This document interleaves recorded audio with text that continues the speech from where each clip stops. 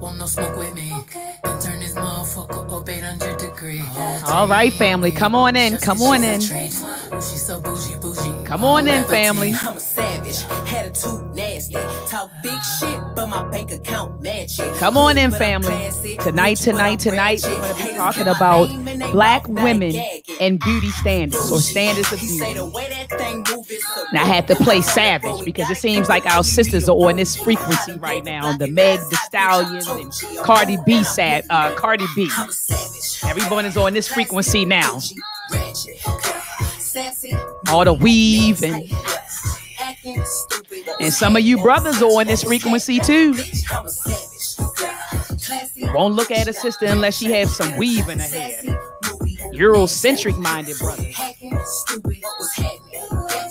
What's happening? Hips tick tock when I dance. Oh. Demon time, she might come on in, family. I know a lot of you laughing. I see the laughing emojis in the chat. Like, what does Dr. Maat have on her hair? Well, each time I see the sisters wearing this stuff, just like you all are laughing right now, I laugh to myself because we look utterly ridiculous. Write my name in ice. I can't argue with these lazy bitches. I just raise my price. I'm a boss. I'm a leader. I pull up in my two-seater. All right. Mama was a savage. Got this shit from Tina. I'm a savage. Yeah. Classy, bougie, ratchet. Yeah. Sassy. Some of the brothers like, she look better like that with that blonde wig and the blonde weave in her hair, man. She look better like that, man. Yeah. Classy, bougie, ratchet. Yeah. Sassy, movie, nasty. What's happening? All right, that's enough. That's enough. That's enough. Peace and love. Peace and love. I see a lot of you are cracking up right now, saying to yourself, what does Dr. Maat have on her head? Family, take a moment out to share the show right now, because tonight Dr. Maat is going to be talking about Black women and beauty standards. Black women and beauty standards. So I know a lot of the sisters are going to be mad at me tonight, and some of the brothers are going to be mad at me tonight, but that's all right. That's all right. We know Maat is also about speaking the truth, and that's what I intend to do today. But I know a lot of you, I see the laughing emojis in the chat, and just like it, I was saying this while the music was playing, so I'm not sure if you heard me or not, but you know, the way you're looking at me right now, like, she looks ridiculous with this thing, right? This weave on her hair. I mean, on her head, right? Or this wig, because this is what it is, a blonde wig. And so you all are saying, oh, it looks ridiculous. But this is how I feel when I'm navigating in the community. And I turn on the television and I might look at a music video or catch a show like The View or catch a couple of programs. These sisters look ridiculous. Even on the news, the commentators, they look ridiculous. I mean, family, let me show you some of the images that I'm sick of seeing on the television. Okay, you already know who this is. You already know who that is. Wendy Williams. Let me see if I can enlarge. I don't know if I can enlarge this. You know, but look at Wendy Williams, you know, and the weave she wears. She's been blonde for a while.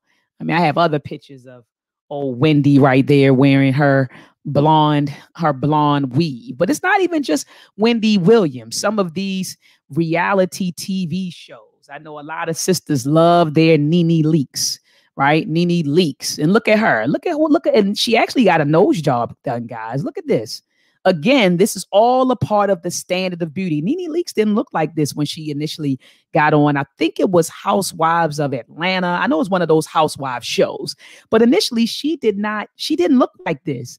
But now that she's in Hollywood, all right, but now her black nose wasn't good enough. She got a nose job. And look at her eyebrows. Oh my God, they look hideous. But this has become the norm. This has become the standard. She even went and got a boob job, right? But this has become the standard.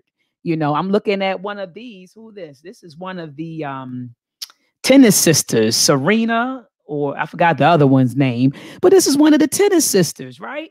And this, you know, her family, I think they're straight out of Africa or something like that. But look at them. Look at her. I mean, they're not exempt over there. And I don't even want to start banging on them. And oh my goodness, you got the young sisters who are now rolling around here who feel like this is the standard of beauty. And so they want to chase the standard of beauty. And so they're emulating what they see in the media. And as I've shown you, you had the different celebrities who are wearing the blonde wigs. And it's not just blonde, black too. Hold on, let me show you the black. Because you might say, Dr. Maat is being biased. She's only talking about blonde weaves. No, I'm talking about all weaves, all hair that is not your hair. That's what I'm talking about tonight. All right. This is a sister from The View. I think her name is Lonnie something. But look how ridiculous she looks. I mean, it looks ridiculous. It looks ridiculous. But again, you got our young sisters who think that this is the standard of beauty. And so they're emulating this. I mean, you have Nicki Minaj. She got a whole gang of females and even males calling themselves Barb and trying to look like Barbie. I mean, look at this. This is madness. This is insanity, family. And just like, like I said, you see me wearing it tonight, I look insane, right? You're like, what the hell is going on with Dr. Maat? Right? But this is insanity. And this is the stuff that they're pushing. And I want to be clear. They're pushing it in the media. You have the celebrities who are aspiring or conforming to these standard of beauties. And then you have females, black mothers in the home who are emulating them. And so what are you teaching your children? You're not teaching your child self-love. If you're trying to look like everything else, I know a lot of sisters get mad because they say things like, oh, these brothers keep talking about chasing foreigns. Well, hell, you trying to look like a foreign. So they said, well, I'm trying to get what you aspiring to look like. So you're getting mad at the brothers and even your sons. Let's be clear, because I've seen videos of young black women videos going viral of young black women saying how a lot of these young black men who are coming up don't desire black women anymore. And I'm not saying that black women are the brain, because are you just blaming black women? No, I'm not. But what I want to say to you is this: your sons are watching you. And so if you're putting on this, right, and you're getting a nose job, you're bleaching your skin, right, who are you aspiring to look like? And so he's saying, well, I might as well get the real thing, right? Instead of trying to go after something that's someone that's trying to emulate that, I might as well get the real thing. And that's what we see. We got to remember, sisters, that we train them. And I'm not trying to offend you. I'm talking about when it comes to beauty. A young boy, when he's looking at his mother is his first love. That's his first standard of beauty. So we train them, sisters. We train them. And so right now it's terrible out here. Let me show you some other pictures that I've pulled up. I know you all know of China. This is how China used to look. And yes, I have an issue with the black weave that she's wearing in her hair, but look at her right now. I'm sitting here thinking of the song, I got a light-skinned friend look like Michael J. Look at her again. And our daughters are watching. Our sons are watching, and, I remember, and I'm sitting here getting emotional because I'm thinking of my daughter, Brianna. She had a best friend, a friend at the time when she was younger. And I'm not going to call out the young girl's name, but she was a beautiful girl, brown skin girl. Look at this hair. This stuff is getting on my. I don't see how women wear this crap. Hold on. Let me pause this. Can I pause this? I don't think I can pause this in the middle of the recording, but I want to take this off. Let me just take this. I don't know, because my hair underneath probably looks a mess. But look, guys, she had a friend, really beautiful girl. She was brown skin. She had natural hair, and I kept, encouraging her. Each time I would see her, I would compliment her skin color because she was more on the darker side of brown. And so I would compliment her complexion because I know how hard it is out here for darker skinned women. That's a fact. I don't care what you all say. Colorism is real, and dark skinned women in America have it hard. I'm going to show you a picture of Whoopi Goldberg too, by the way.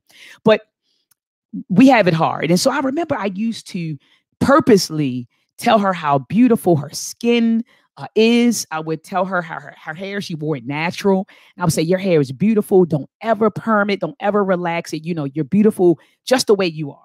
And so fast forward, my daughter Brianna and her and this friend, they lost contact, and then they met up again in high school. And at the time, Brianna was she was doing hair. And the girl came over and asked Brianna to put a blonde weave in her hair. And Brianna was like, why? Like, why do you want this? You know? And she said, because I'm in high school now and I want the guys to notice me. I notice that they don't notice girls like me. You know, girls who are natural, girls who they're going after the girls who are emulating people like the Meg the Stallions and the, you know, the weave wearing chicks, you know. And so she was at a point where she felt the need to conform to this standard of beauty, this Eurocentric, let me be clear, this Eurocentric standard of beauty that has been imposed on us. So look at Black China. I think her name is Black China, but you know, this is how she looked, but this is how, you know, she looks now. And it's sad out here. I mean, it's sad. It's really sad. I'm looking at this old picture of Whoopi Goldberg, and they convinced us, we allowed them to convince us that this woman was ugly, that she was ugly, that we allowed them to convince us that. And what was ugly? Let's look at young Whoopi Goldberg. What was ugly about her? Nothing. She was a dark-skinned woman with dreads, with dreadlocks, which was very bold, I want to say, back then. Today, dreads and wearing your hair out natural, it's become a thing. It's become very accepted. But back then, to be a dark-skinned woman wearing your natural hair, now granted, in some movies like Sister Act and other movies, she did put on little weaves or wigs or whatever.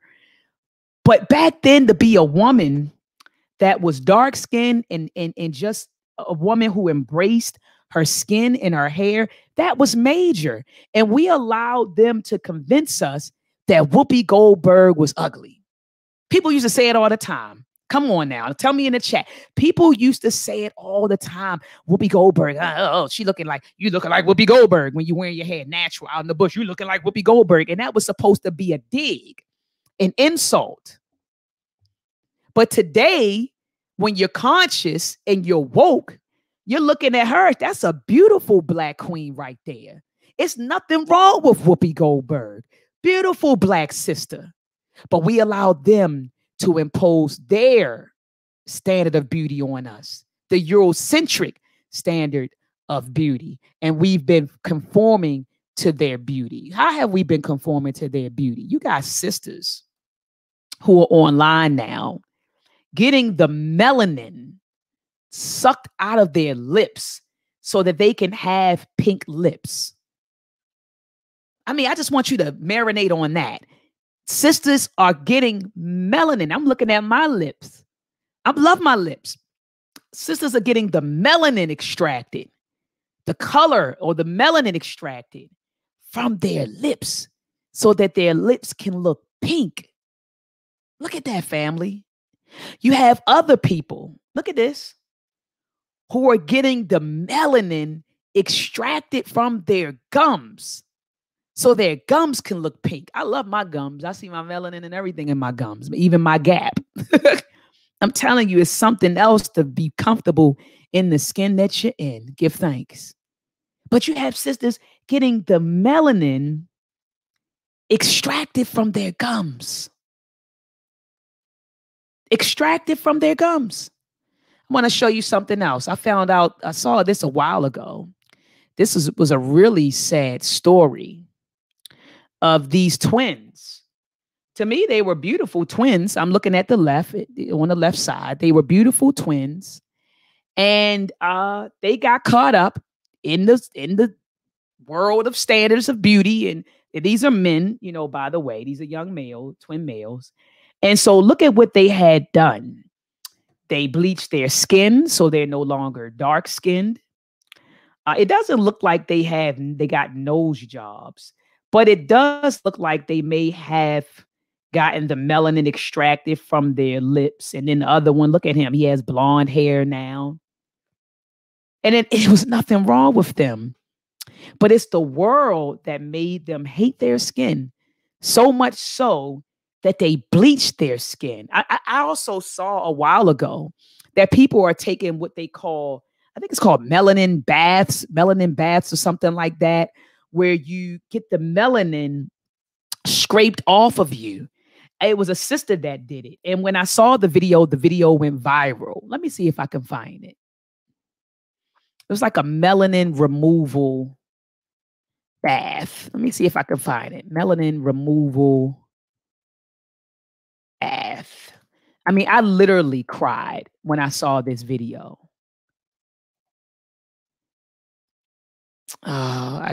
Is this a new method of removing melanin? I don't know if this is it, guys. And I don't just want to put anything on the screen just for the sake of it. This was on diaspora7.com. Let me just pull it up just to see. It says a new method of removing melanin. It going viral in a video in African countries appears instantaneous, posing an extreme threat. Let me see. The video shows melanin being taken off almost instantaneously, exudes colorism, and poses a threat. So this was a spa in Nigeria. Let me pull it over here so you all can look at what I'm looking at. So literally, people are taking baths to remove their melanin. And it's sad. I mean, it is extremely sad. I also came across another story where there was a young sister. She was a dark-skinned sister, and I'm looking for it right now. Hold on one sec, guys. Give me 1 second. This was a sister, and I want to find the story so that I could share it with you. But it was a young sister who she just announced to the world that she was going to stop using filters on her Instagram and start embracing the skin that she's in. And it's a young sister. Oh my goodness. I thought I had it in my little folder, but I didn't. But it was a young sister. And I felt bad for her. Like I felt my heart went out to this young sister that, wow, here it is. I found it, guys. So hold on. Let me send it to myself so that I can show it to you. Okay. So she said, this is what growth looks like. All right. So let me pull this up. Hold on 1 second. Hold on 1 sec, fam. Here it is. I thought that I had it, but peach posh. Okay. I want to put this in the folder so that you all can see it. And I felt bad. Look at this. So she said, and this is a dark-skinned sister. She said, this is what growth looks like, from self-hate to self-love, from excessively lightening pictures to embracing the beauty in my blackness. Now, kudos to this sister. Kudos to her. And I love that she finally embraced the skin that she's in. But it's sad, family. It's sad, again, that we have allowed them to convince us that our dark skin was ugly. We allowed them to convince us that our nose, our lips, our gums are ugly. And now, we freely, we promote the standard. We're on TV. And then you have Black women in their households conforming to the standard and teaching that standard to their daughters and their sons. Something has to give. And family, I've been thinking about this show for a long time. I just finally decided to sit back and do it. I just finally decided to do it. And I'm not going to leave my brothers out. I'm not going to leave you out too. You're not going to be on the hook. So our brothers are getting used to seeing the sisters with the blonde hair and the weaves, so much so that, I've even heard natural sisters say things like, Well, when I wear my natural hair out, the brothers don't say anything to me. But when I wear a weave or a wig, cars are honking at me. Brothers are trying to get with me. And so that's an issue too amongst the brothers. They've become so conditioned to that. And let me put that up. Let me put what that is when I say that. Brothers have been conditioned so much so to that being the standard that when they come across a brown skin, dark skin, natural sister, and I'm not saying all brothers, because I know some brothers in the chat, Dr. Maat, I love black women. I love black, I know some brothers in the chat. I'm not speaking to you, but the brothers know who I'm talking about. I'm speaking to those brothers, okay, that have become so used to that being the standard that when you have sisters come along who look like this, she's unattractive to you. And so I want to ask a question to the brothers. How can you chase a standard of beauty that if we apply that standard of beauty to the women in your family, they will be ugly? Let's think about that. I'm going to say it again, brothers. How can you chase a standard of beauty or hold women to a standard of beauty that if we were to take that standard and apply it, if we were to take that standard and apply it to the women in your family, your mother, your sisters, your grandmother, your cousins, your aunties, and a lot of us from down south, a lot of us are from down the south, Virginia, South Carolina. If we applied that standard to all of them, they would be ugly. Black man, I charge you with this. You, just like the European man made his woman the standard of beauty, you make your woman your standard of beauty. Your mama should be your standard of beauty. All of your aunties, your grandmother, your sister, those should be your standard of beauty. Since you love black women. I love black women, but when you go out here and date, you get a woman that don't look remotely close to a black woman. But I'm going to do a show for the brothers too, sisters, so don't you worry. Don't you worry. All right? And so, sisters, I want you to understand this, and let me pull this up for you. I keep saying to you, and I know you've heard it repeatedly throughout the broadcast, that we train them. We train them. I want to read you something from Dr. Frances Cress Welsing. Dr. Frances Cress Welsing says this. She said, and for those who don't know who Dr. Frances Cress Welsing is, she's an ancestor, but our ancestors are always present. She is an African-centered psychiatrist. So if you're not familiar with Dr. Frances Cress Welsing, please, please, please go and look her up. But she says, what must we as Black women do? And I want you to understand your power, Black woman. She said, it is my conviction that the African proverb, the hand that rocks the cradle rules the nation and its destiny, is true.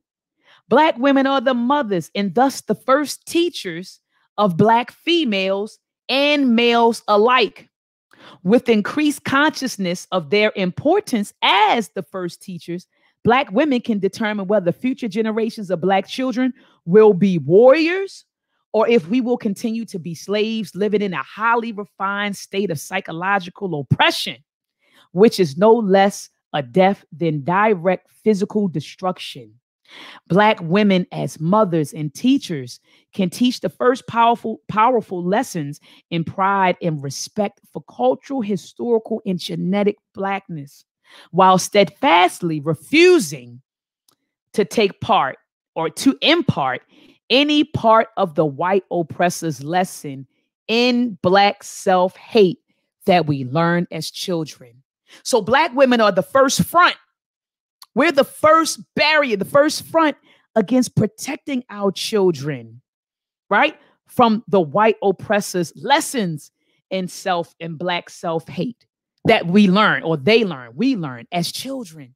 So when you're in the mirror, queen, and you putting on your blonde wig or your straight hair, and that little girl or that little boy is watching you, or you're putting chemicals in your hair to make it straight, are you teaching that little black girl, that little black boy to love their hair, their natural curly hair? You aren't. When you're putting bleach cream to lighten up your pretty and beautiful dark skin, are you teaching your daughter or your son to embrace his or her dark skin or brown skin, whatever shade, because we come in all shades? Right now, it's the long eyelashes. I should have put some of those on too. So women, we need to understand our power, and we need to understand we got to get back to loving ourselves so that we can teach our children how to love themselves and how to love others. But it starts with self-love. And Black women need to understand the power that we possess. And I want to close with this. Has anyone ever heard of the Tignon laws? And I may be mispronouncing it. I call it Tignon laws. Okay. And this was a time when Black women were required by law to cover their hair. All right. It says right here in the 1700s, the Tignon laws forced Black women in Louisiana to wear head wraps because their beautiful, elaborate hairstyles, and that's us calling it beautiful, their beautiful, elaborate hairstyles were considered a threat to the status quo. All right. And so let me scroll down. I don't want to read the entire article. It says right here, in the late 18th century, new economic opportunities and growth led to an increase in the free African and African-American populations of New Orleans. This was because some people of African descent were newly able to make money by their freedom and subsequently increase the free Black population. And with that came an increase in interracial relationships to the dismay of colonial authorities. As Zay Winters notes in The Mulatto, Concubine, Terror, Intimacy, Freedom, and Desire in the Black Community in the Black Transatlantic, Charles III of Spain demanded that the colonial governor of Louisiana establish public order and proper standards of morality with specific reference to a large class of mulattoes and particularly mulatto women. During this time, women of African descent were known to wear their hair in elaborate styles by incorporating feathers and jewels, and we still do that. The sisters still do that. We still do it. Into their hairstyles, they showcase the full magic and glory of their gravity-defying strands and appeared wealthier than they actually were. As a result, these enticing styles attracted the attention of men. It says even including white men. I'm almost finished. Bear with me. And look at this. This is the head wrap that they used to make the Black women wear. So to address this problem in 1786, Spanish colonial governor Don Esteban Miro enacted the Edict of Good Government, also referred to as the Tignon laws, which prohibited Creole women of color from displaying excessive attention to dress in the streets of New Orleans. Instead, they were forced to wear a tignon, or a scarf or handkerchief, over their hair to show that they belonged to the slave class, whether they were enslaved or not. Family, family, family. Right now, and I'm going to stop sharing my screen. Right now, Queen, no one is putting laws in place, to say you can't wear your natural hair. We've been so conditioned to not wearing our natural hair that is, we even make excuses now. Oh, well, it's too hard to manage. I just want to do sister. There's no Tignon laws that we have to abide by. Again, we need to get back to loving ourselves. Because if you don't love yourself, you can't love your children. If you don't love yourself, you can't love your man, right? If you don't love yourself, you can't love anybody else. You can't love anybody else. And we have to always remember that our children are watching us. And we have to understand the power and the influence that we have over our children. So the message today, family, is we got to get out of these European standard of beauties. We got to stop conforming to them. We need to create our own damn standard of beauty. and hold each other to it, and train our men and children, because we'll train them. You train the men, train our men and children, right, to love, okay, and to adore and to appreciate the standard that we created. And this standard should include something, or standards should include something that's common to all women: our beautiful black skin, our coily hair, and be proud of that standard. Teach that standard and perpetuate that standard. Thank you for listening to my honest thought today. I also have other honest thoughts. I just did an honest thought about Tamika Mallory and her situation, and the Black Lives Matter. So family, just click on, just type in honest thought, Dr. Maat, if you want to hear any of those type of videos that I have. So share this video, get the message out. I know I probably have a few memes of Dr. Maat in this wig, and so I'm anticipating that. But let's get the word out. Let's elevate our sisters. Let's teach our sisters so that we can teach the babies. Thank you so much for listening. Peace and love.